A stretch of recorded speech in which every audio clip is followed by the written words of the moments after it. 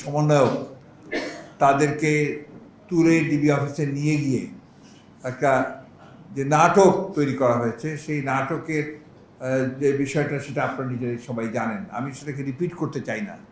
শুধু কয়েকটা প্রশ্ন আমি আপনার জাতির কাছেই রাখতে চাই। সেটা হচ্ছে যে এই ধরনের ঘটনা ইতিপূর্বে আমরা রাজনীতিতে কখনো দেখিনি।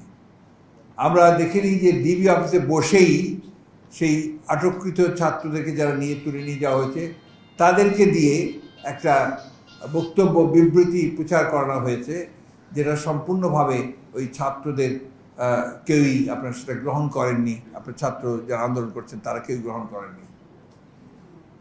আপনি লক্ষ্য করে দেখবেন সেখানে একটা জিনিস নিশ্চয়ই আপনার সবাই লক্ষ্য করেছেন যে নাহিদ যে সমন্বয়কারী আপনার পড়ছিল, আপনি যেটা দেখা হয়েছে তাদের সে যেভাবে বসানো হয়েছিল লম্বা করে, তার মধ্যে নাহিদের পরনে আপনার একটা লুঙ্গি ছিল।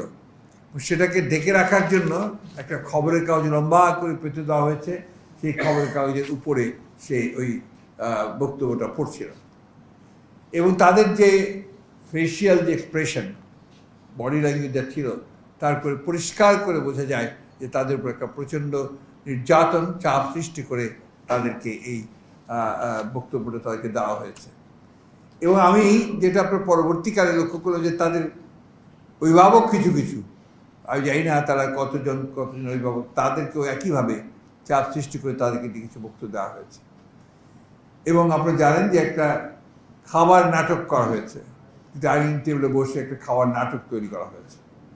এটা আপনার ডিবি অফিসের অবশ্য একটা নামই হয়ে গেছে, আপনার ভাতের হোটেল হিসেবে একটা নাম হয়ে গেছে।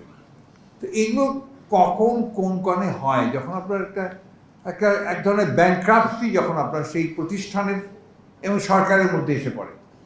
আপনার ডিবি আপনার একটা প্রতিষ্ঠান, যে প্রতিষ্ঠানটা আপনার সরকারের একটা অত্যন্ত গুরুত্বপূর্ণ একটি প্রতিষ্ঠান।